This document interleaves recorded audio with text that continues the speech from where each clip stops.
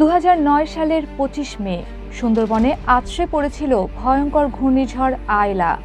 ভয়ঙ্কর সেই দুঃস্বপ্ন ফের ফিরে আসতে পারে। চলতি বছরের 25 মে আরও একবার আছড়ে পড়তে পারে ভয়ঙ্কর ঘূর্ণিঝড় রেমাল, এমন তথ্য জানিয়েছে ভারতীয় আবহাওয়া দপ্তর।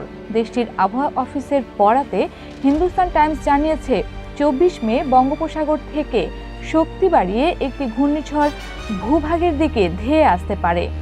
বঙ্গোপসাগরে ঘূর্ণিঝড়টি পূর্ণ রূপ নিলে এর নাম হবে রেমাল।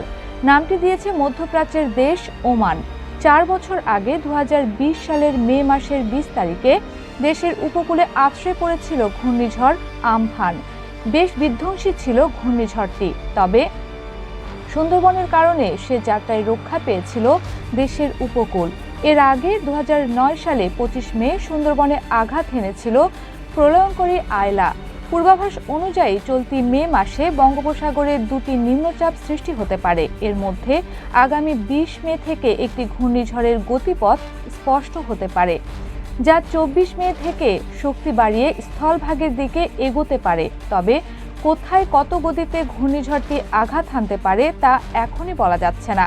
তবে অনুমান করা হচ্ছে আগামী 25 মে সন্ধ্যার পর এই ঘূর্ণিঝড় ভারতের পশ্চিমবঙ্গ ও বাংলাদেশের উপকূলে আছড়ে পড়তে পারে।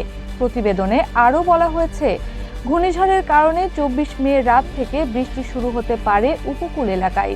বৃষ্টি চলতে পারে 26 মে পর্যন্ত।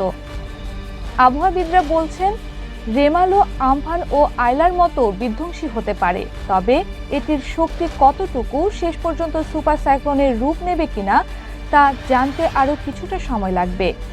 2009 সালের 25 মে সুন্দরবনে আঘাত হেনেছিল ঘূর্ণিঝড় আয়লা। সেই ভয়াবহ ঘূর্ণিঝড়ের 15তম বর্ষের সন্ধ্যাতেই ঘূর্ণিঝড় রেমাল আছড়ে পড়তে পারে বলে আশঙ্কা করা হচ্ছে।